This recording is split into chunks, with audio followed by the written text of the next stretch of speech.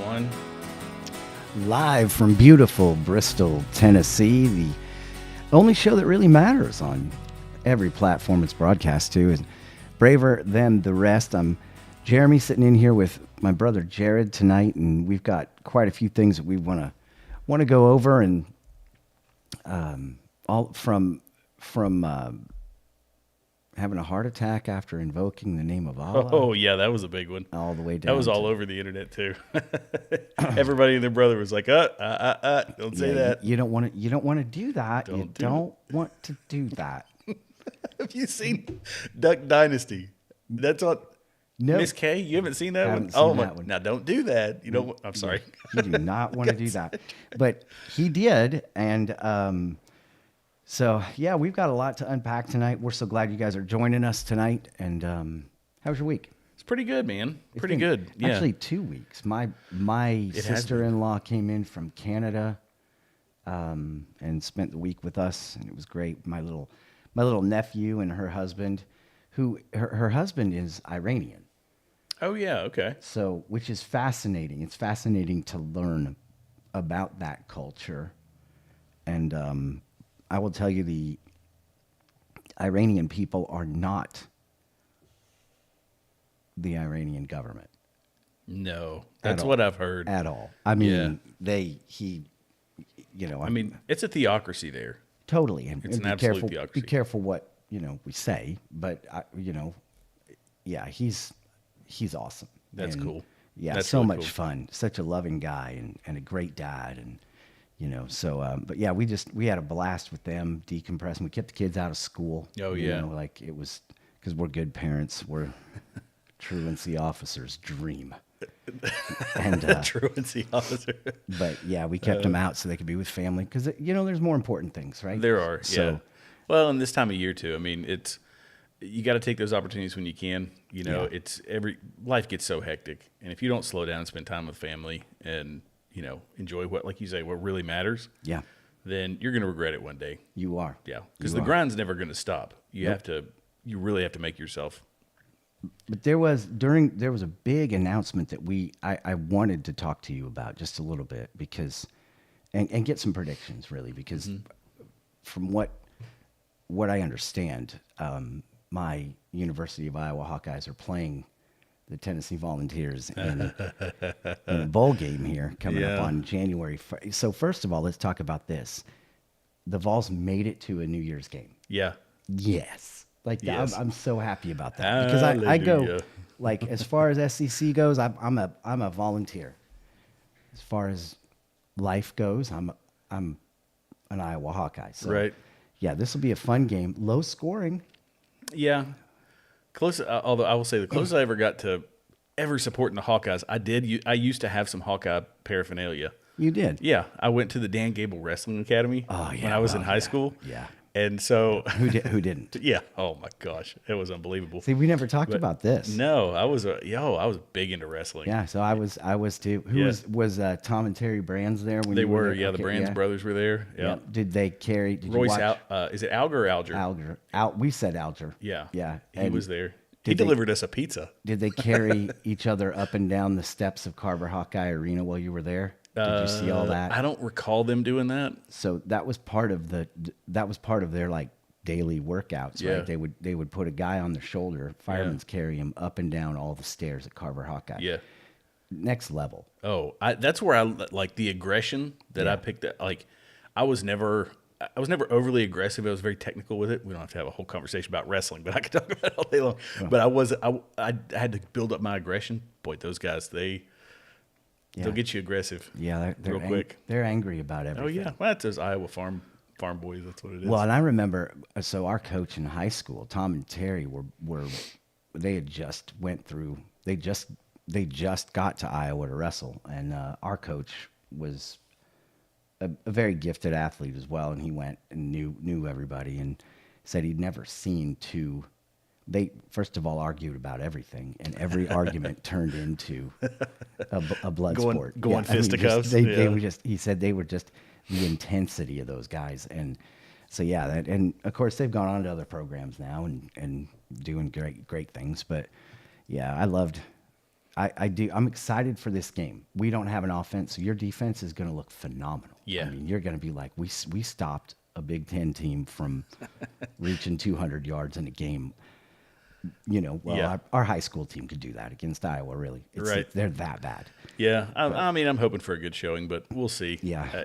It's hard being a Vols fan. Everybody out there, y'all can understand. Yeah. You know where I'm coming from. So, but yeah, tonight, let's dive in. We got to take a deep dive. We got a lot of things to rush through. We've had a pretty busy couple weeks, and so Jared, you want to get us up to speed on what's going on here? Yeah. So one of the big things, I mean, war. We've kind of beat the whole Israel thing to death, but one thing we haven't really touched on a whole lot has been what's going on over in Ukraine, and naturally Zelensky, if y'all didn't know, he was here. He's the short one, right? He's the short one without a tie. Middle. Yeah. I made a post on Twitter that got a little bit of feedback, I guess. And I said, you know what? He's going to go back onto his private plane. He's going to put on a $2,500 Gucci tracksuit after he takes off his cargo pants and his sweatshirt.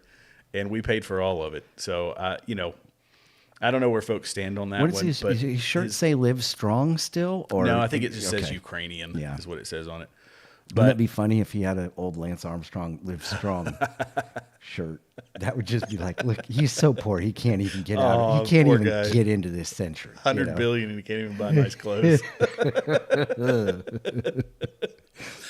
Yeah, and I think that's part of the messaging, right? He wants to show that he's a leader in in his country, and he's act like he's on the front line of a war. But while he was on the front line of the war, he was doing photo shoots for Vogue. And he's also banned the Orthodox Christian Church inside of Ukraine. So he is a little, he's saying he's going to postpone elections unless he gets all the money that he's asking for. So we have to be very careful about, the people in Ukraine have no doubt suffering. It is a war. Yes, it is a war, but they're going to suffer whether the war's there or not. Right. Because he's as much as we don't want Russia taking them over, he's not clean. No. This is not a paragon of democracy by any stretch of the imagination. And we've seen this in a lot of these developing countries. What we would consider a developing country. I mean, Ukraine's a pretty developed place, I believe, but I've never had any experience working or interacting with any Ukrainians. Georgians, I think, were the closest I've ever worked with before, but. This is not a paragon of democracy, and he was meeting with defense contractors. So two corporations in particular, which was the Sierra Nevada Corporation and then Northrop Grumman. And I'm sure everybody's heard of Northrop Grumman. They're one of the largest defense contractors out there. Sorry, I'm going to get my jacket off. Oh, here. no, you're fine. Now, the Sierra Nevada Corporation, are they the ones aren't they some kind of a... Yeah, so the kind of their specialties, and I went to their websites, and there's certain things, once I saw what they produce, there's certain things that, having been in the military, certain things you could say, I won't go into any detail on it, but they work on counter radio controlled improvised explosive device electronic warfare. It's a long name for CREW is what they call it. And again, this is straight from their website. This is all unclassified stuff, but it's for any kind of remote detonation type things. That it's works on that. Like dynamite on an RC car? Is that what you mean? Or? No, not really. A little more complicated than that, but just like transmitters and stuff like that. And then counter unmanned aerial systems. And the reason I'm highlighting these things in particular is we have to understand when we're giving technology to foreign countries, where are those foreign countries going to be 20 years from now, right? There was a big stink. You might not have, I don't know if you remember it or not, but I think it might have been Egypt or it was another country that Obama had sold some aircraft to. And those countries were angry because they weren't selling them with certain upgraded pieces of equipment on the side of them. But you have to be aware that, they're an ally today. Are they a foe tomorrow? It's kind of the way to look at it. Seems to be the way that things go, doesn't it? I mean. Yeah. Well, I mean, people are only as... on the instance of Ukraine, I mean, they're only as friendly as, the money that we're giving them and all of that. So, yeah, you just have to be cautious of those things. But at the end of the day, this was it was an absolute dog and pony show from these defense contractors saying, shaking hands and they're getting billions off of it. I mean, we're giving money to Ukraine. Ukraine is buying weapons from them with our money, but we're also giving them right. weapons. Right. So my understanding of it is that the $100 billion that we say we've given them, that's really just scratching the surface, because we're also sending them armaments. I mean, you can see the news is filled with right. it. Right. And that tally is, who knows? Yeah, really who where knows? that's Add this to point. it. Yeah, just add to, because I'm sure some of that's coming out of defense budget, or like out of our defense budget, presumably. Because if we give them, you have to think, we have stockpiles, we have ammunition stockpiles. We give that stuff, we have to go back and buy it from, to replenish it. Yeah, from Sierra Nevada and Northrop Grumman and all those people. Yeah. So this was just, I wanted to bring it to everybody's attention, because people think that it's another one of those wars where we get siloed. We're either absolutely pro-Ukraine or absolutely anti-war. We are absolutely pro-Israel, or we are absolutely anti-Israel. It seems like in this day and age, there's no in between. No. Mm-mm. But I want to make people aware that Ukraine is, the way that it is pitched in the media, you have to understand it's not that way. Right. You know what I mean? Right. It is not a strong beacon of freedom. No. Across the globe, it is virtually a dictatorship right now. And who knows what it will become once this is over, right? Sure. I mean, yeah. Well, you destabilize a country through war. Power vacuums are sometimes intentionally created, sometimes just are created because of the war. Mm-hmm. And what's going to fill those power vacuums? And we saw the power vacuum every time that we go in and destabilize a country as an American military. There is a power vacuum that has to be filled. It was filled in Iraq. It was filled in Afghanistan. Mm-hmm. It's filled everywhere. And what's going to be left behind, when... hopefully not half of our military weapons and everything else that were left in Afghanistan, right? Like that. No, I'm sorry, but a country that's that size, we've given them over $100 billion, plus we've given them munitions and all of that. I looked at Russia's defense budget; it's $86 billion. So we've already given them more than Russia's entire annual budget. We've given that to them in, Yeah. So there's no reason why there's still a war there, really. I mean, like they should be done. It should be won. Well, so another thing that Vivek Ramaswamy did a really good job of pointing this out in the last debate, and that is that the areas that are being taken are Russian-speaking areas of Ukraine. Mm-hmm. And I don't recall the regions, like what they are, but I don't know. I don't know where folks out there stand. I hate seeing countries, in war, but I also understand that we as a country are in a horrible situation financially, and everybody out there knows it. Yeah. We know that inflation is absolutely wrecking us. We know that the housing market is, these young people coming up, they cannot buy a house. It is impossible for them to buy a house. And not that that's an end-all be-all, but rental rates are going through the roof as well. And this is becoming more and more difficult to exist in this country because of how much money we're spending. And our debt is, and our deficit spending and our debt are horribly out of control. So we have to be able to, if we're a strong country, I always think of it from our what's the word I'm looking for? Philanthropy inside of this country. We are have always been the most generous country in the world. We cannot continue to be that if we are focusing all of our efforts outside of this country. We have to have a strong America. We have to have... Yeah, but don't you see, though, it has to be outside because we are... The control group is all about a global society. Exactly. It's right? all global. And so the farther our tentacles reach, the more influence that we peddle through philanthropy. I mean, if somebody's going to give you $100 million, they own you. Yeah. And you can say they don't, right. but you're not going to bite the hand that feeds you. Right. And so they own you. And you've got a small group that owns it all right now. Yeah. And it's intentional. And Well, in my thought, just from the economy, I think I know where you're going with this, and you were going to go to that I might. next story. I don't know. I might. But I wanted to say that there's a lot of small missionaries, as an example. Yeah. There are missionaries that are out across the globe. They're everywhere, and they are doing absolutely amazing work in places that most people don't want to go, and quite frankly, in a lot of places that the federal government isn't giving a lot of money. Yeah. And they are raising money from people back here in the States. When our economy is suffering and the people that have the disposable income to give to those people to do good, and in a lot of those cases, they're spreading God's word and they're doing, some amazing things in oftentimes in some dangerous places. If we don't have a strong economy back here, the expendable income is not there, and those people are going to suffer as well. So I always say that when we experience inflation, other parts of the world experience famine. Yeah, it's truth. And it's 100% true. When we experience inflation, charitable giving goes way down, right? So churches all over feel the heat. Mm-hmm. And, I've been in meetings where it's been discussed of, we need to cut missions budget out. We need to not give to our missionaries. We need to, let them know we're struggling and we can't honor that pledge. And it's like, no, we don't go back on that ever. Yeah. It's almost, in my mind, going back on a promise to somebody who is living a life of faith. You say you're going to support them, you support them. And if you don't, it's almost like saying that Allah is going to have vengeance, I want to show that video so bad. You want me to show it? Will you pull it up now? Yeah, just pull it up. All right, let me pull it up. It's so good. Because first of all, here's a 53-year-old.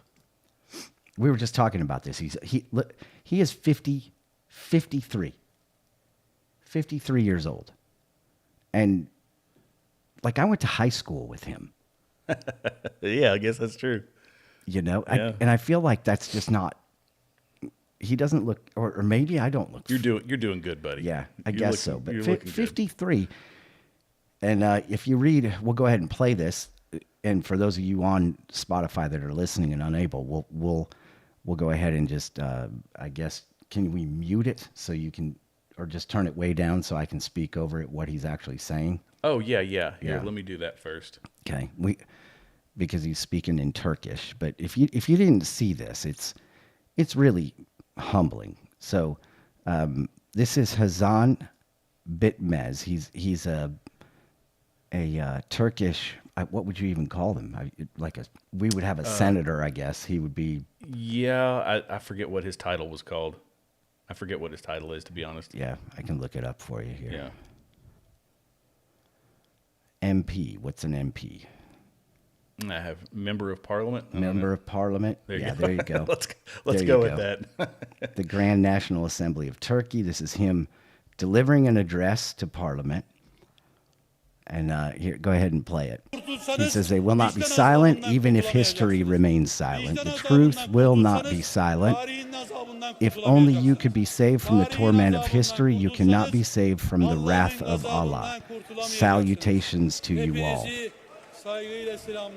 And the end. Boom goes the down. There he goes. Yeah. There he goes. You cannot be saved from Allah. So it essentially issuing a threat to Israel, Christianity, everything. You cannot be saved from Allah. And I think he was speaking directly to Israel, I believe. Yes, he was. I believe he was. Yeah. So, you don't want to do that. Coincidence? Maybe not. Yeah. Don't say it. Don't do it. Don't you do that. Don't you say it. But he did. Yeah. And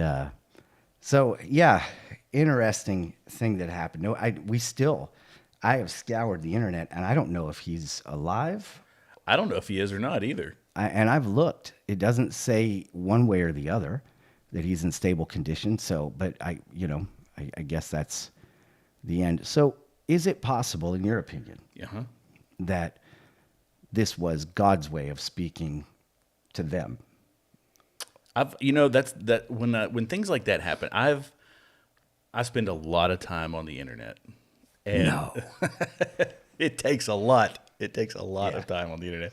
But there are a lot of people, in particular in Muslim nations, that I've now seen probably half a dozen that have made it to the internet anyway, where God is coming to them in their dreams. Yes. Well, that have made it to the internet. Right. There is actually and this has been going on for years. Yeah. There is actually a current that's happening in the Muslim community where God is visiting them, especially in areas that are, I want to say dogmatically, but that's the wrong word. It's almost like the Muslim, it's oppressive. It's, right. I know what I can't think of the word now. So in areas where Christianity cannot be preached, where where they're smuggling Bibles in Afghanistan and areas, right? They are absolutely, God is visiting them in dreams. The men are experiencing things happening that, which ironically, doesn't the word say that that's part of the end times package? Right. That they're going to have visitations. They're going to have, Christ is going to appear to them. And there's I don't want to say a massive revival in the Muslim community, but there's definitely a revival that's happening in the Muslim community where their people are coming to Christ through supernatural ways. Yeah, it's pretty amazing. Well, and I think too about the way that the access to information that people are having. I think we've talked about it in podcasts before. That's one of the ways that people are going to be reached. I mean, absolutely. When you talk about people smuggling in, satellite phones, or people smuggling in videos, or people smuggling in things into North Korea or into other countries, that access to information, being able to get on the internet. Starlink is, I think, Elon Musk's Starlink is going to be a huge piece of that, because he's got satellites. I don't know if you've ever seen the videos of these trains of satellites that he has in the sky. People go out into these dark places. And we watched them one night. We were sitting out over a fire pit, and they came over, and it just kept coming. Oh yeah, it's just a constant stream of satellites, and so that interconnection of of all of us, that's going to be, I believe, a huge piece of it. And things like this, where we can sit down inside of a room in the house, and we can project to thousands or one day millions, right. of people, right? But with dogs barking in the background, yeah. But no, that's like a huge deal, and this is why there's certain people that are trying to shut this sort of thing down, because, and I think I sent you the video of Al Gore saying that. Oh yes, that's a great video. And he's saying that I could play the video. I believe I have it pulled up here, but well, I did have it. Say something, Jeremy. He's basically, Al Gore is basically.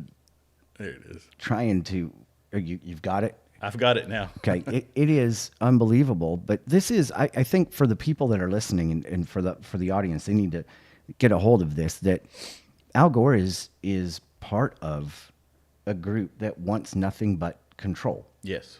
Warren Buffett, guy with what does he have? 9 kids. Telling us that we need to only have 1 kid, or none, right? But I can have 9, and I can fly on my jet. Mm-hmm. You can't, because of carbon emissions, but I can. And it is a select group of people. They are all together.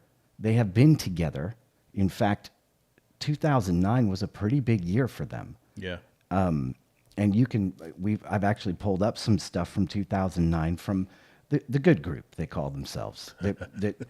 They're always an innocuous name, isn't it? Yeah, the good group. Always an innocuous, the good group. Well, and, Rockefeller basically gathered people together, and this small group of people, including Oprah Winfrey, George Soros, people that are power players, have come up with things that we all live by, whether we like it or not. And this is some of how they do it. Al Gore kind of tips his hat here a little bit more than I think he should. Sorry, I shouldn't have showed that. That's Elon Musk down there. But yeah, go ahead and play it. Based on broadcasting and then moving on to the internet and to social media has disrupted the balances that used to exist that made representative democracy work much better.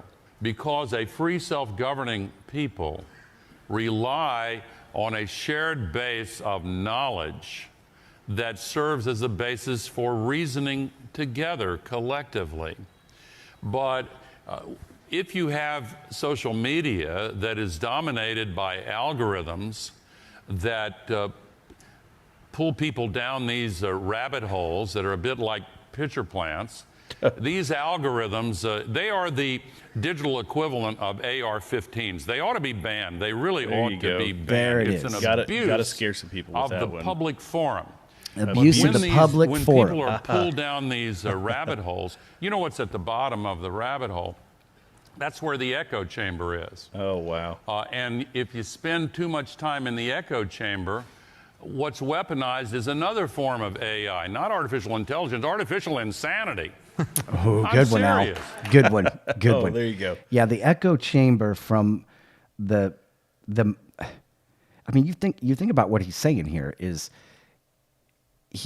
We want everybody to have the same information, Yep. feed off the same narrative, where public discourse can be, we can disagree about things, but you're not going to actually know more than what we're letting you know. That is the perfect way to put it. So- you can disagree about whatever you want within the left and right limits that we have Right. given you. But we set the boundary. Yep. It's dangerous for you to go beyond the boundary. Right. And it's inconvenient for them, for us to be thinking outside of the left and right limits, to be exposed to too much information, because too much information is dangerous. Yeah, you can't have that. Not to us. It's dangerous to them. Dangerous to them. Yeah. You can't have that. I mean, I think probably the greatest example of them trying to squelch the rabbit hole was the vaccine that came Yeah. out. I've never seen anything like this, that split families, split the church, split everything. And before information was coming out about it, right?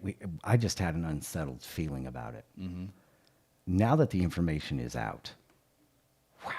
I mean, Yeah. it is Well, and- mind-blowing. Yeah. And yet, even though it's so mind-blowing that it's made, the news that they would it's made the news that they'll let us see, right? That Pfizer lied, that it's not effective, that it does cause heart condition, right? That it does cause problems. It was out just a couple days ago that there was an increase in the very testing group, that they were having heart trouble in, versus the placebo. You could see heart trouble versus the people with placebo. It's unbelievable. Yeah. Well, and how quickly we were able to do it based on fear. I mean, that was the big thing. Yeah. And the fear is understandable, I think, because it's an unknown. We hadn't been exposed to that. No idea. In a long time. We had minor scares, with Ebola, and we had Bird scares flu. with bird flu and all that stuff. But, never to that level, never with that level of coordination from multiple agencies across the globe, the WHO, the CCP, all this stuff. And it was a massive exercise in, in fear, control, messaging management, and you're in PSYOP. They have your themes and messages, right? And how do you coordinate those themes and messages across multiple entities in order to have one effective PSYOP? And so it was, and we bit it. But here's what I think. I think that in the future, I don't see us going down that road again. I think it was ineffective PSYOP in that a lot of people got awakened. I'll say it this way. I think it was globally an incredibly effective PSYOP. Yeah. When it came to America, Right. you end up with a problem. Yeah. Because we got enough people that we don't all wear the same clothing here. Right. You know what I mean? We don't all breathe the same air. We don't all drink the same beer. We don't all, we think for ourselves. We've had that since the beginning, our grandfathers and our great-grandfathers, and, freedom, it's freedom, it's freedom. Yeah. You have the right to say what you want to say. You can do you're still supposed to, correct me if I'm wrong. No, you're right. But we get, on Facebook, for example, we get squelched, right? We don't get the reach that we should have, right? Because we say things that people don't want to be heard. Well, and I think that's the, when you have we've talked about the social media aspect of it, and for these younger people, they're the America, strong America, the willingness to resist, the questioning of the government, which is, like you say, kind of built into our DNA. That's one of the things that they are siphoning out of the gene pool. There's like a version of gene therapy that's going on that is removing that piece of it. And so when we have, conservative families and we have, conservative people groups, we still share a lot of those common threads. And so we're kind of what's holding the country together right now, I think. I would go along with that. Yeah. I really would. I think, there's in some regards, there's also the crazy side of it, right? Where, sure. Where you've got I think the middle of the road conservative group, which most people that are in the conservative camp are a little more middle of the road, take it or leave it. You have the extreme guys that are blowing up abortion clinics, right? That's not a conservative. That's a radical. No, that's a radical. Yeah.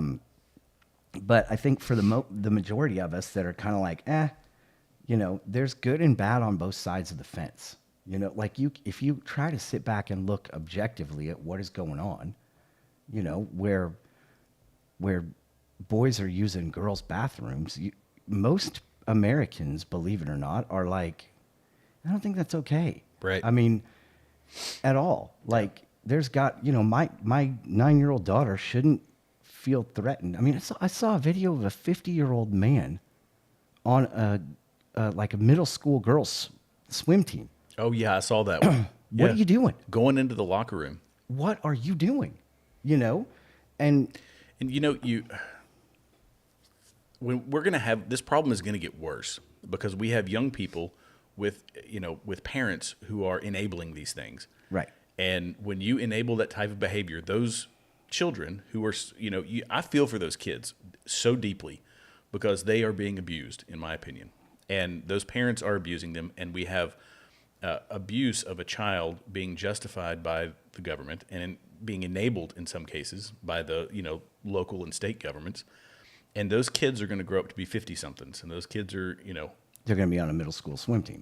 Right, for the opposite sex. I mean, so what the change that our society is going to go through because of that is something that I don't even think as wild and perverse as the the Roman Empire got. I don't think that they ever experienced anything to the level that we've experienced or are experiencing now. Well, and I think what'll happen though is as the pendulum has swung so far one way, it's going to come back, and you've already started to see. Riley Gaines got her medal back, right? Mm-hmm. Like you've already started to see the NCAA and other things go, yeah, you know what? Women's sports belong to women. Yeah. And, and I don't know if it's something where they're going to come out with a transgender category for sports, which would be fine. Sure. They should compete against each other. That's fine. Yeah. But, when you've got kickboxers and MMA fighters, women who are getting their skull shattered in the first minute. Mm-mm. It's like this isn't safe and it's not okay. Fallon Fox should go to prison. Yes. I mean, if you want to be perfectly honest. Yeah. I totally agree with you. And you know what? Everybody who allowed it. Yeah. Take it a step further. Everybody who allowed it. And I'm going to put a caveat on what you said. It's fine if they're adults. Where I have the problem is enabling it for kids. Yeah. Well. And, I don't know. It's a complicated. It's a complicated mental health problem. It's not going anywhere anytime soon. But is it? But and don't forgive me for saying this because it's truth. Mm-hmm. Is it a complicated mental problem, or is it at this point just something people are doing for attention? Well, I think it's both. I think it's a mental health crisis that is. It's brought on by this. Yeah. Partially. Well, that's a mental health. And all the things. This is a mental health crisis for sure. And all the things that are in this. But I mean, you look at 1978, right? Right. 1980. Yeah. MASH. Klinger is on MASH, right? Dressing up like a woman so he can get thrown out of the military. Yeah. Okay. So that we would consider a mental health problem. Right. What we're seeing today is it is so widespread that I can't imagine that what percentage is real. Right. Like, I think most of it is not, because they've traced this generationally, and if you go back, I don't remember all the generations. Forgive me for that, but either way, it went from like 0.7% to 2.5% to now the generation coming. What's the generation? Is it? I don't even know. I lose Gen track Z, of I think names Gen and Z. numbers. Well, Gen Z was us, right? Or That Gen was Y. Gen X. I was Gen Yeah, X. Gen Gen X, Z, and then- Gen Y. Yeah, whichever generation Whatever it is, we're the at. younger ones now, like 20% of them roughly 20% identify as LGBTQ plus. And why? Because Right. I think it's a fad, and it's part of acceptance. Mm-hmm. It's people that are isolated, they're kids that are isolated, that are drawn into what people think of them on a device, and what gets clicks right now are people like Dylan Mulvaney and folks that are pushing the agenda. pushing right, Right. and And it's in Disney.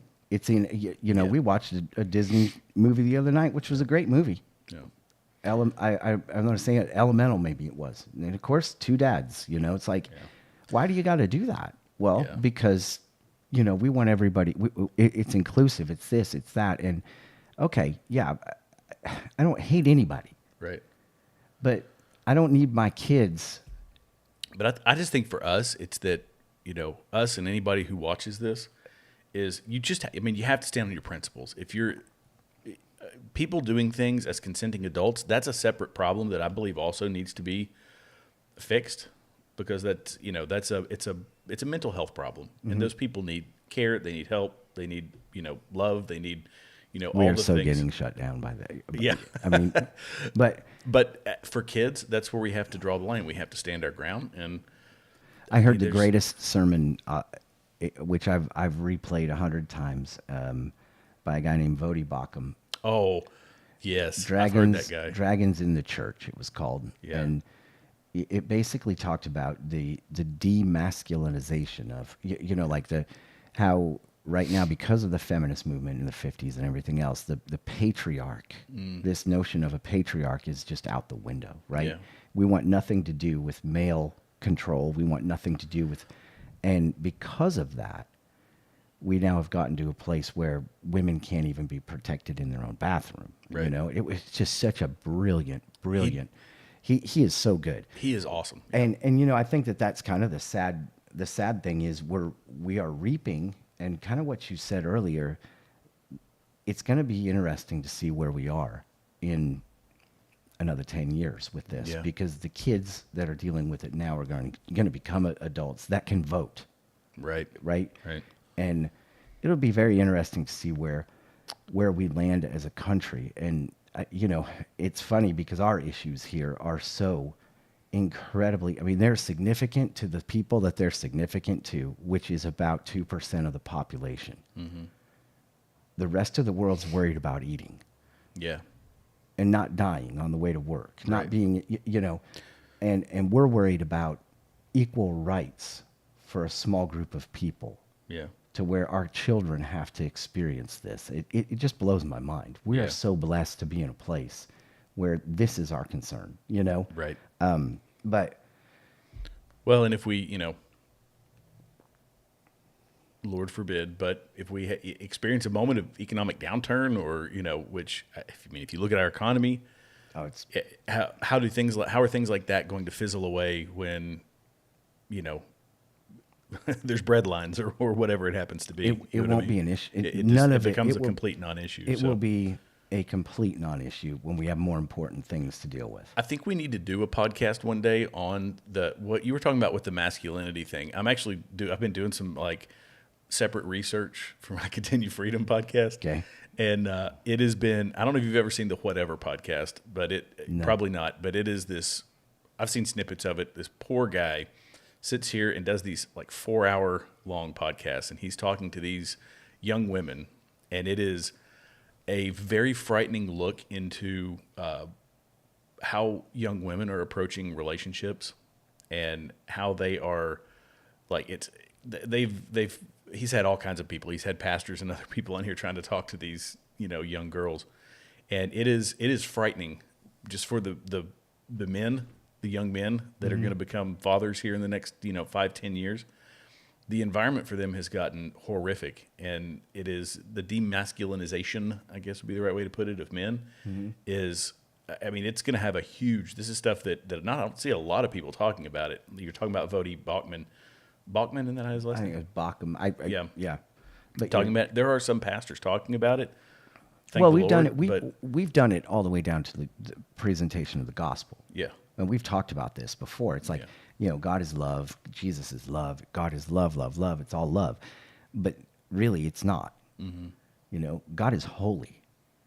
Love is a byproduct of holiness. If it wasn't for God's holiness, Christ would have never been here. Yeah. If God was just love, then there'd be no need for Jesus. But it's because of his holiness that Jesus has to be here, because the holiness separates us, right? We can't be holy without the blood of Christ. We can't be. And so that part of it, we don't talk about the warfare, the spiritual warfare that happens. We've forgotten that. I mean, we've got a clip here in Tennessee of what's happening in Tennessee with after-school programs. Oh, yeah. And you want to talk about, get ready, Christian, because spiritual warfare is at your doorstep. As a satanic temple targets children with after-school Satan club in Tennessee elementary school. Yep. And if I'm going to just say this before we continue, if you're a Christian or somebody listening who believes that Satan is just kind of a figment of evil, a representation of evil in the world and not a real person, then you actually might not be a Christian at all, because you don't have the right to pick and choose the Bible and what it says. You either believe it or you don't. And if you don't believe that Satan is real, then I don't know if you believe any of it. What Jesus says is truth. And Satan, your enemy, a roaring lion, he's on the prowl. He is very real. And we're playing with fire. But what do? I mean, and this is an odd place for this to spread. I mean, and we think of ourselves as insulated.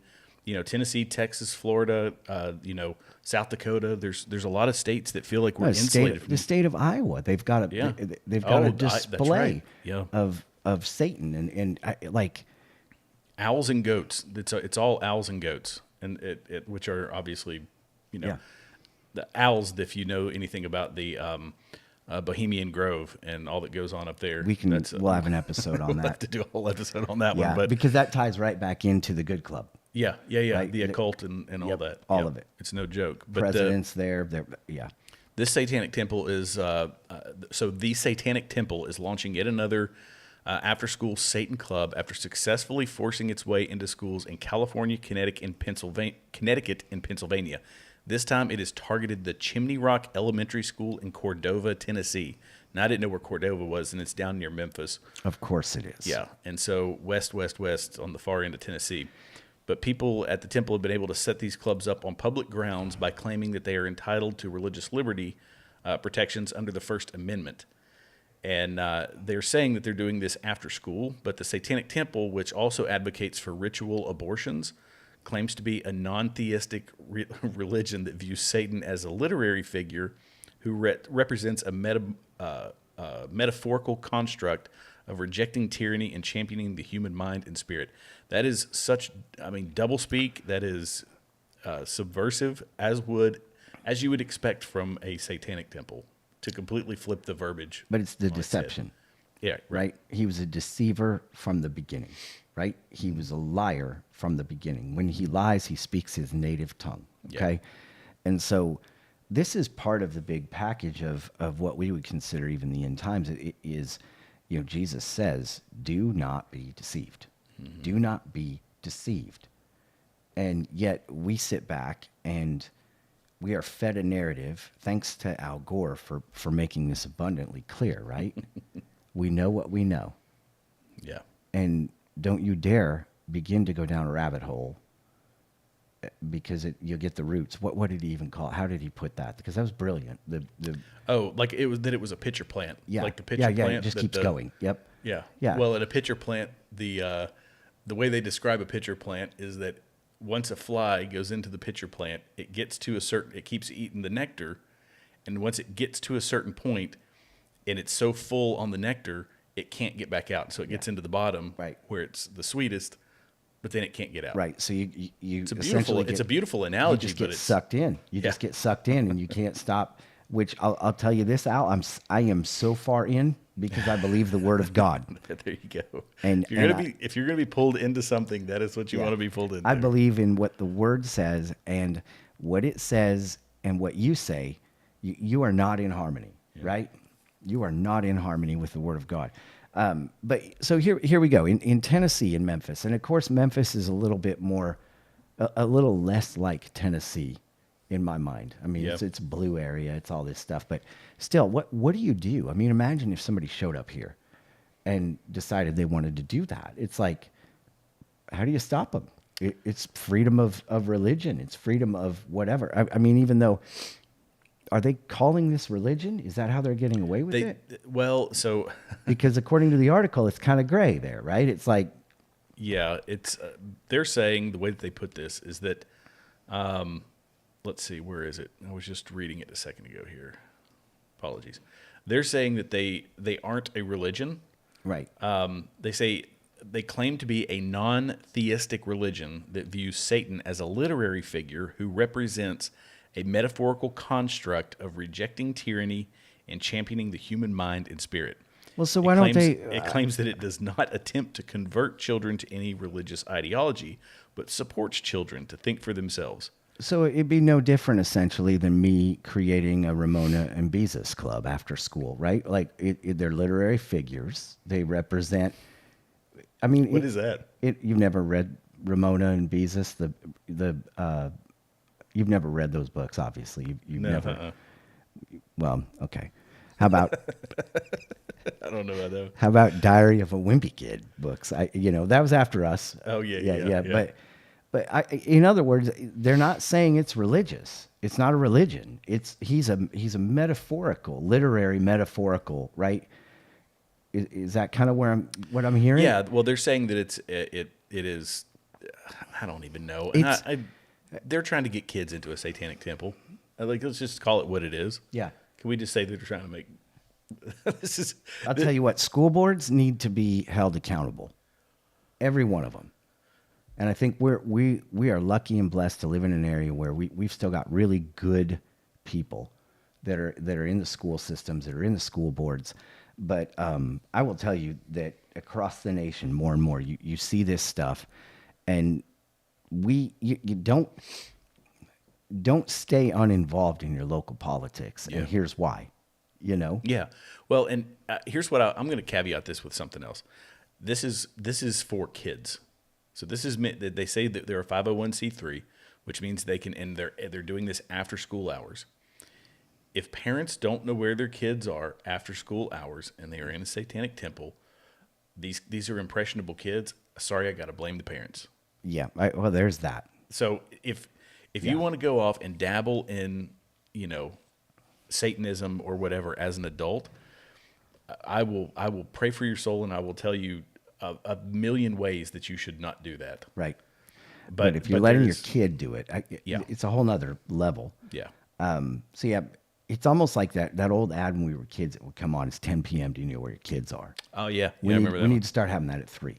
It's like it's at Yeah, 3. there you go, Do you know 3 where your o'clock, kids where your are? kids, yeah. Like what school program are they in? What are they doing after school? And what are they looking at on their phone? Oh, yeah. Or anything. I mean, It's true. No, you're. I want to talk about man. the YouTube pop up. Like, my sons watch YouTube videos, Mm-hmm. right? So they'll get on and watch this guy Mason.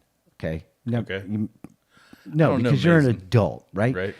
So they get on and watch Mason, and basically Mason is just a Minecraft and stupid games. They just watch other people play games. Oh, so like a Twitch streamer, basically. This is all they do on YouTube. Yeah.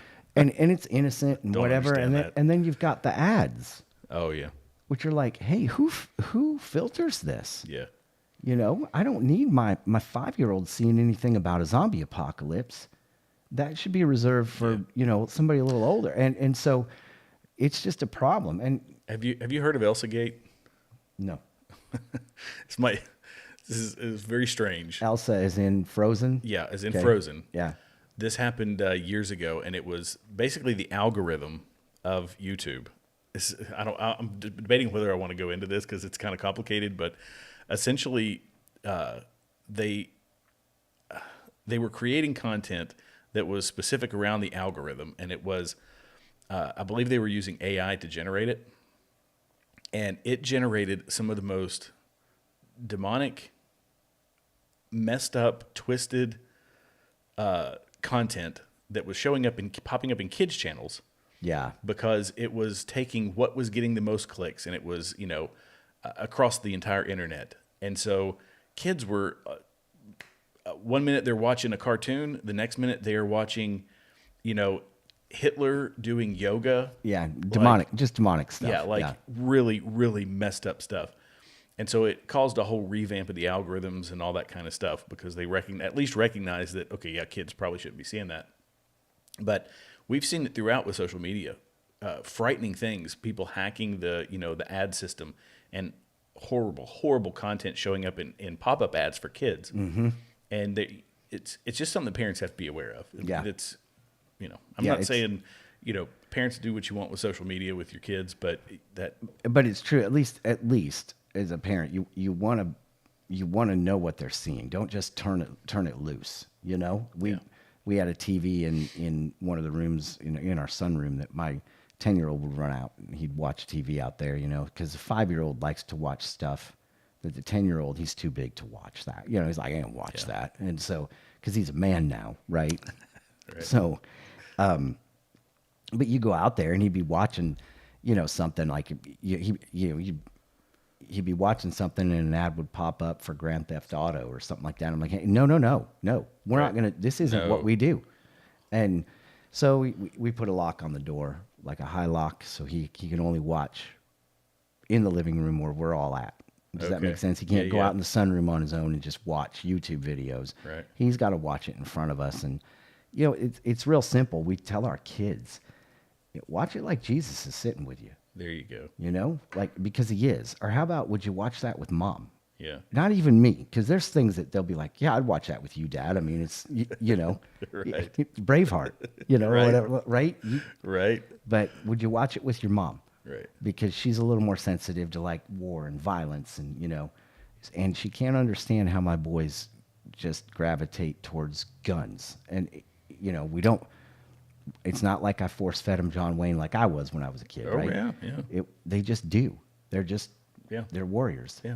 Like John Eldridge says, we're created for the battle. We're created for that stuff. So, wow, do we rabbit trail. It's great. Boy, we did. I enjoyed it, though. This is a good rabbit trail. So, watch where your kids are after school because according to this, and it's not just here in Tennessee, it's going all over the place.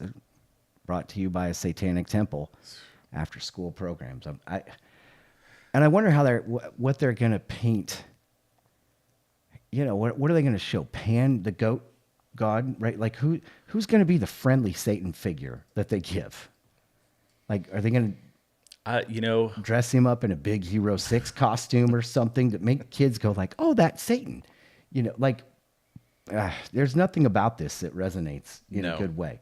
And I don't and maybe it's just my lack of understanding. I can understand people going off on, moral depravity can eat at people one little bit at a time. You know what I mean? It's well, to use Al Gore's reference, it's the pitcher plant, right?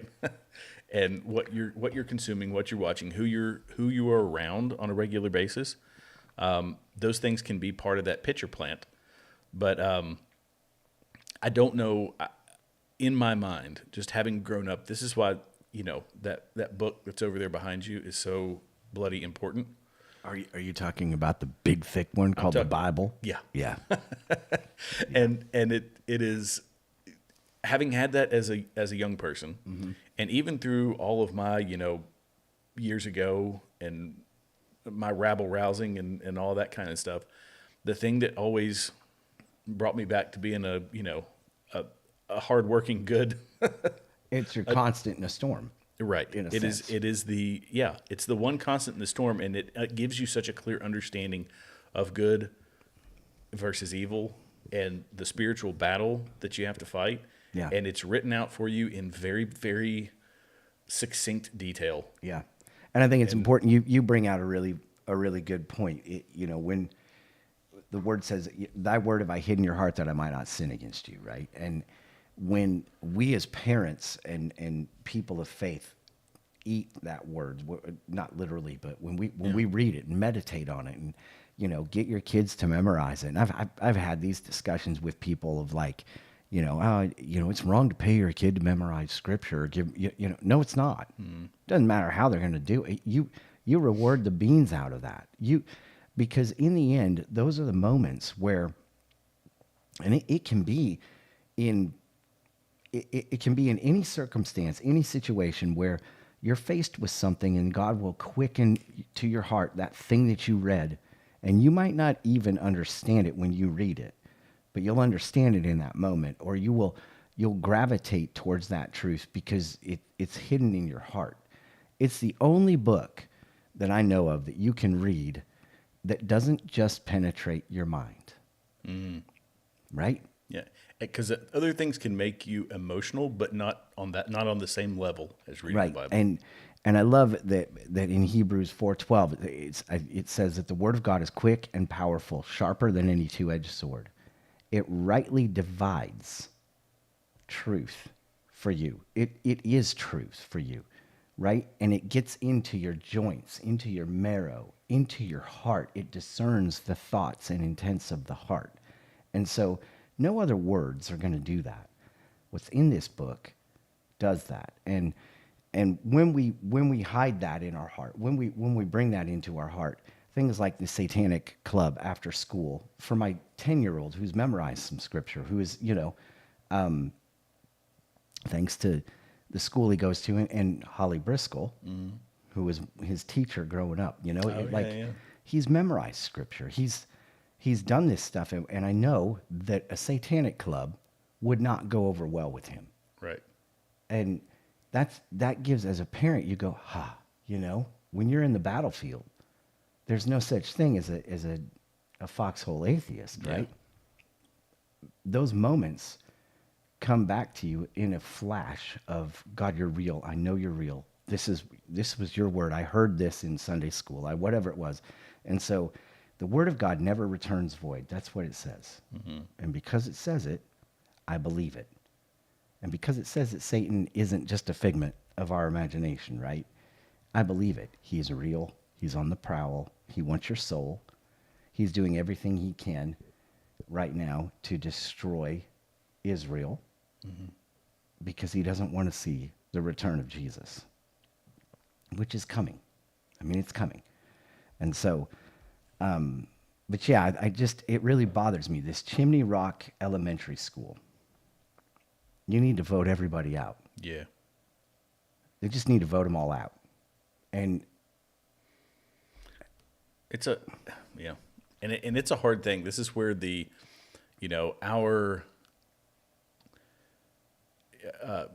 our laws and our freedoms in our country versus something that is patently evil, like Satanism is. Yeah, and I think that and the as an organization, so it's a leveraging of the system. And it's a system I think that's important. Obviously, we need a constitutional system. We need freedom of religion. Because when a lot of these things are exposed, if have you ever heard of? I'm trying to think of the phrasing, but it's one of those things, using evil for good. It's basically what it is. Something evil like this is exposed to people, and they will understand because it will get spoken about. It will get discussed, and more people will learn the truth of the good word versus the evil word. Yeah. You know what I mean? Yeah. And so while you can't necessarily ban it because it's a 501c3 and it's public property and all that, right. The parents can lobby to have it done somewhere else. First off, right. There's other public property other than a school, right, for it to take place. That's right. That can be lobbied, but people will also see the symbolism. They will see how frightening this stuff is, and all it's going to take is one person there that is Am I saying this right? The one person there that understands the Bible and that can express to them the evil that goes on in a place like that. Yes. The problem is though, is that just like they've worded the whole thing, right? They're not going to get into the evil at the school with those children. They'll do it outside. They'll do it somewhere else. But the idea is the on-ramp to the satanic superhighway, right? Yeah. So you're not gonna have a child sacrifice there. Mm-hmm. That'll come later. I see what you're saying. Yeah. So they're going to give them the taste. It's getting their foot in the door. Yeah, they'll give them the taste of the good stuff. Which, listen, I mean, obviously, there's a lot of really fun things about that. I mean, the depravity, the just do what you want. You are God, That's a lot of fun. That's good stuff, right? Like, that's the human nature. That's humankind. We fell for it in the garden, right? And so they're going to paint that picture. They're going to paint that self-empowerment picture. They're going to do all that stuff. I don't think they'll get into sacrificing babies. I don't think they're going to talk about Molech much. They're going to they're going to make it as vanilla as they can because they want that hook to be set. That's a good point. Yeah. And so, but yeah, parents, just be aware. Yeah. Your kid might come home and feel self-empowered and everything else, and it seems like a really good thing. It's not, but he's an angel of light. Yeah. It's deception from the ground up. Yeah. And the deeper they get into the rabbit hole, the worse it gets. And so, yeah, but speaking of the rabbit hole, speaking of the pitcher plant, right? I want to get into one thing before we wrap up tonight. And I want to end with this because I think this is probably one of the more important things that we can talk about. And I want to give people some time to really, really think about this. Back in 2009, now 2009 was that Barack Obama's first, was that his big year? This is the one I'm pulling up, right? Yeah, Yep. yeah. Was that his big year? I think it was, right? Was it 09? Yes, I think that's right. Yeah, that would have been 09. Yeah. So back in 2009, after Obama became Obama, right? There was a meeting in New York of the most elite club in the world. Ordinary people need not apply. This is from The Guardian. This is an article that came out in 2009, and I had to do some digging. So this is not a conservative publication. No, this is not. Not at all. And this was before, and I had to do some digging for this, but this was 2009. This article was published May 30th, 2009. The most elite club in the world, you have to be very, very, very, very, very rich and very generous on a global scale. There it is, global scale, to be part of the good club. The name given to this tiny global elite of billionaire philanthropists held their first and highly secretive meeting in the heart of New York City. Some of the names that were there are familiar figures: Bill Gates, George Soros, Warren Buffett, Oprah Winfrey, David Rockefeller, Ted Turner, and others, like business giants Eli and Edith Broad, who are equally wealthy but less known. All told, its members are worth $125 billion. Man, I could do a lot with $125 billion. Right. And this is 2009. Yeah, 2009 money. Yep, $125 billion. That's $600 billion in today's money. So the meeting. It's a lot of inflation. You notice who wasn't on this list though? Trump. Yeah, that's anyway. exactly what I was thinking. The meeting. Reading these people off. The meeting was called by Gates, Buffett, and Rockefeller. There's three names that we can just chalk up to history as evil. Okay. It was held in response to the global economic downturn and the numerous health and environmental crises that are plaguing the globe. Now, we can pause here. This is 2009 this came out. What do these men know, and Oprah, know about anything when it comes to global health crisis and economic downturns around the globe. They know that they're losing money, I guess, but what do they know about health, environment? Not one of them has a doctor, right? Mm-hmm. Like not one of them is Dr. Buffett. It's not That is our one of our downfalls. We're a society. I mean, rightfully so. I'm a capitalist. We are a capitalist society, and self-interest is part of a capitalist society. It's doing as much with building your resources so that you can do more. You can be as philanthropic as you want to be, but just because you have $1 billion does not necessarily mean you are. All of us we start looking to those people as if they're experts on everything. right. And I'm sorry, Bill Gates, he built a very crummy computer system that he was able to sell to a lot of places. Mm-hmm. PCs are terrible. Now there might be some PC people out there. There are. He made it the industry standard. Kudos to him. There are some Android people out there and PC people, and we love you just the same. Love you dearly. But Bill Gates made a bad system, and he made billions of dollars off of it. And now all of a sudden he's a vaccine expert. He's a climate change expert. He's an alternative fuels expert. He's a huge philanthropist, right? He's so generous and giving, except for this. He never, we looked this up. He didn't start to give his money away when he was a multi-billionaire. When he was a billionaire, no. No, he didn't give anybody a penny. He became a billionaire in the mid 80s. Yeah, and it wasn't until 1994, right? No, 97, I think. 97, okay. Yeah. Amid congressional investigation into his finances, into everything else, that he decided to start giving his money away. He is not a good person. He just is evil. But the Good Club, I just found this fascinating because they met in 2009, and the billionaires discussed it. And could you first of all, could you imagine being a multi-billionaire not invited into the Good Club? Because there were quite a few of them, and it ruffled some feathers, right? It really did. But so they've decided at this point, this Good Club and this little small group of people. Ironically, Soros is a big name in this, right? But this is the beginning of what we call climate change. This is when it really kicked off. We had global warming up until now, which was being disproven over and over and over. Mm-hmm. So now it's climate change, and the climate crisis really begins in 2009. Don't you think it's fascinating that the entire population of Earth is somehow climate conscious, right? Whether you're completely against it and think it's all a lie, right? Or the fact that you have to think about it to be at all, like we've all thought about it. We all know about it because this group gets together and decides that this is going to be the agenda. This is it. Yeah. We're going to this is our flag we're planting, and the world is going to listen.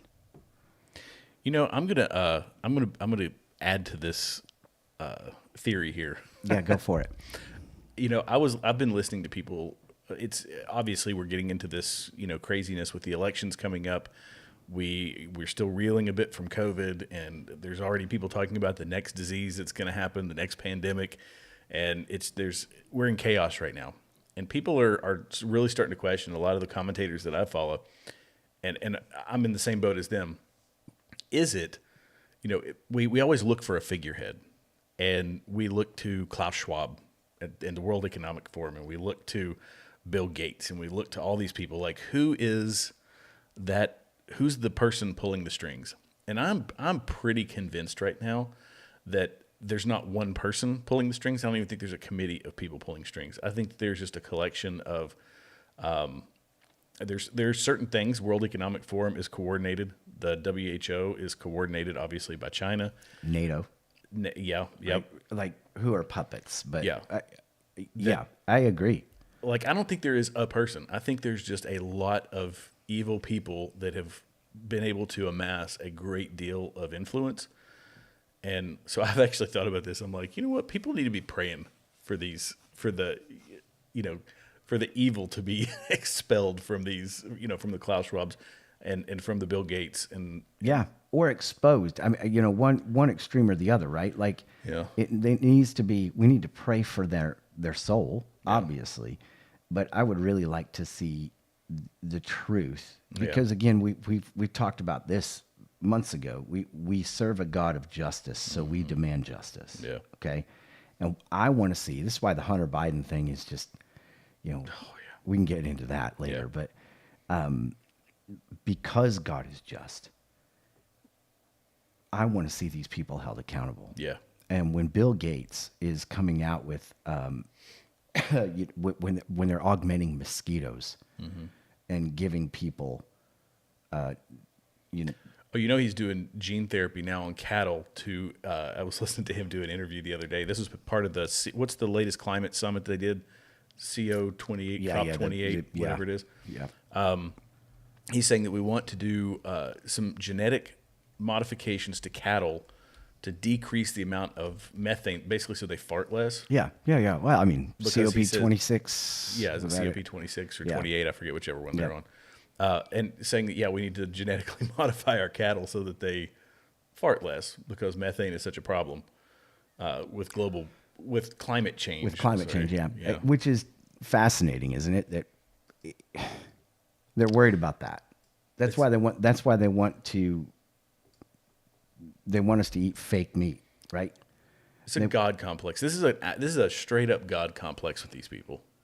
Klaus Schwab has amassed so much money, and he has so many people that are, stroking his ego. Bill Gates has so many people stroking his ego because they want a seat at the big boy table. That this is a straight up God complex. How does Oprah Winfrey get in that group? Like, what is? She's a multi-billionaire, many times over. Yeah, she is, but like, she's also she just doesn't seem like she's nefarious enough. Although maybe she is now, right? Like, but I think here's the big picture. You look at this little group, this controlling group, and all I can think of is the beginning of the beast, right? All I can think of is the beginning of the beast. And we've talked about Gaia worship. We've talked about this being a demonic thing, that we worship creation rather than the creator. And this is what people are being forced to do. It's not up to you or I. You will do this. You will adhere to this. You will reach this emission status, right? You will pay extra taxes on your diesel. You don't have a choice. Because we worship at the altar of earth. And, I just want to say this, and we've gone through this before, but the earth is going to melt like wax. All of it. All of it. God says he's going to come, when he comes back, he's going to create a new heaven and a new earth. He's not going to leave it like this.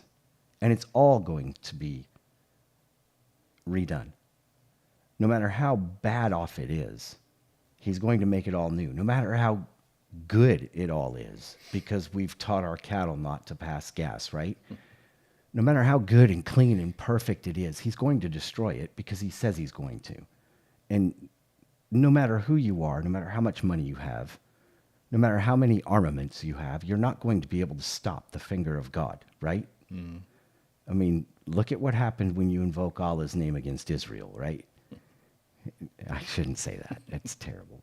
But it's just fascinating to me that in 2009, and I would encourage you all, you can look this up. 2009 is the beginning of many, many, many sorrows. Yeah. And it hasn't stopped. It's only you want to talk about an echo chamber, Al Gore. The echo chamber is only resonating harder and harder, deeper and deeper, more emphatically with, Greta Thornton. Whatever happened to her anyway? Oh, she's still around. Is she still around? Yeah, she's still around. Is she on a swim team or anything, like a transgender swim team? No. Anyway, poor thing. It's only growing. It's only getting louder. Yeah. And it's only getting harder to hear truth through it. Isn't it interesting too? There's a timeline that you can follow, and it starts. It's human history and technology and change and poverty and all of these things, and they are consistent throughout history, right? and generally speaking, the money was retained by a higher class. The money was retained by royalty, and they were caste societies and all of these things. Yeah, I was right? just getting ready to say that. Yep. And then, do you know when things took the largest jump? Post 1776, and this is trackable. Post 1776, it is I wish I had the graphic to show it. It's remarkable what happened. And I believe that in America, because we're a country the way that we are founded, with freedom, with liberty, based on Judeo-Christian principles, we had people that were not just Christian, but people that were atheists and agnostics that also said, yes, the best place to get the morals, the ethics, the foundation for law is from the Bible. Right. And that's what we're going to do in this country. I like what you said there and how you said it, because it's true. It wasn't just the Christians that said that. It was the people that were not, that were like, you know what, this is sound. Yeah, yeah. So, and they understood free will, and that free will is a very biblical principle. We have the ability to, Frank Turek, if you've never heard of him, he's an amazing apologist. And he talks, a lot of his apologetics arguments are based around free will. And we have free will, and it has allowed people to have great success. It has allowed us to not just impact here in America, but to impact the world and to do unbelievable good. And is it not amazing that when we penned that document and we set in motion the greatest expansion of wealth and the more people pulled out of poverty than any time in human history. Yeah, it erased the system. And yet the same country is still able, no matter, it shows our imperfect nature. We can come to that pinnacle, and then we can drive this thing straight into the ground because of the things that the Bible warns us about, of greed, of, sin, of, Right. all these things. Yep. And we follow people, We follow people. Yeah, we follow people. And that's it. I think that is the problem. We follow people rather than following Christ. Beyonce gets as many hits as Jesus, right? It's really sad. And, we're following people like we just mentioned, the Good Club, and how not one of them has any more knowledge about climate than you do or I do. I would go toe to toe with Bill Gates on an argument when it comes to climate change. Mm-hmm. He's not a doctor. He's a self-proclaimed expert on it. Right. But we all know that an expert, stands for unknown, and a spurt is a drip under pressure. So he's just nothing more than an unknown drip under pressure, right? he doesn't know anything, but he's got money. And money talks, people listen, right? Yeah. So here we are. Anyway, 2009, this all started, and I would encourage you and we would always encourage you, be a good Berean, a studier of the Word of God. Learn to rightly divide the word of truth. To quote Dr. Briscoe, be a Berean and look it up. Yeah, the word Berean. So for those of you unfamiliar with that, it means to study the Word of God, understand it, know what it means, know what it says. Also, I will encourage you to know your history, look up these things. This happened in 2009. Bohemian Grove happens. There are people who are pulling the strings behind the scenes of everything that's being orchestrated today. Zelensky's choice of attire to meet with these people, nothing's by coincidence. No. It's by design. Yeah. And they want what they want. They want us to believe what they want us to believe. And if we dare question the narrative, we're in a pitcher plant. That's it. We should change the name of this to Pitcher Plant. Of what? The podcast? Yeah, Pitcher Plant. Might as well, right? Well, I guess you could. I mean, I don't know. That sounds a little nefarious. yeah, it does, doesn't it? It does. So, well, as always, it has been a blessing to sit in with you all tonight, Jared. It's always great, man, to just hang and talk. Oh, I love it. I tell you what, I would love to do, because this is an hour segment, right? So a little more tonight. We went at an hour and 22. Yeah, so a little more tonight, obviously. But if we had the less topics, the more research, right? Yeah. So if we just pick a shorter Yeah. Like you've asked me to be on, I want to be on your show. Oh yeah. And we yeah. pick a topic and Let's just go to town for on it. Yep. I'm cool with that. We'll do it. I would love that because I think it's important for us to take some deep dives. You know, like tonight, we just scratched the surface on everything. Oh, yeah. Yeah. Because we want people to know. Yep. So we just want people to know. But hey, until next time, man, this is Jared and Jeremy, Braver Than the Rest. If you have questions, comments, or concerns, feel free to email us at thebraverthantherest@gmail.com. Again, thebraverthantherest@gmail.com. We will respond. And we also answer any chat stuff. So feel free to chime in. Till next time, keep your eyes to the sky. His return is coming. There you go. All right. Blessings.